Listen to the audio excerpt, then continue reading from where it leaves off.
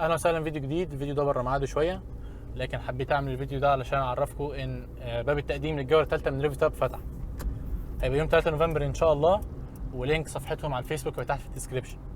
طبعا دي فرصه كبيره جدا لاي حد بيحب الدريفتنج، بيحب التفحيط، وعايز يخرج بره ليفل الشارع، يروح ليفل قانوني، ليفل الحلبات، ليفل هيبقى فيه جوائز حقيقيه. بالنسبه هو ايه المتطلبات، فمش لازم يبقى معاك، مش شرط يكون عندك عربيه معينه، مش شرط تكون بتطلع كام هورس باور، مش شرط اي حاجه خالص. ممكن اعتقد يحتاجوا رخصه، بس حتى لو انت اقل من 16 سنه فاعتقد رخصه رياضيه ممكن تنفع معاهم يعني. شير الفيديو على قد ما تقدر، علشان ممكن تكون انت فتحت الباب قدام حد عالم ممكن يكتشف مواهب جديده في مصر لو انت لسه جديد اشترك في القناه. اسف جدا، هو الباب فتح يوم السبت اللي فات، لكن انا ما عرفتش اعمل فيديو غير النهارده طبعا الخميس. بس عموما هي الجوله هتبقى يوم 3 نوفمبر، ولينك صفحتهم على الفيسبوك هيبقى تحت في الديسكربشن للناس اللي عايزه تروح تقدم. اللي ما يعرفش هي ريفيتاب، انا كنت عملت عنها فيديوهين في اول ما بدات القناه خالص، هتلاقيهم على مايتي فيكلز على اليوتيوب.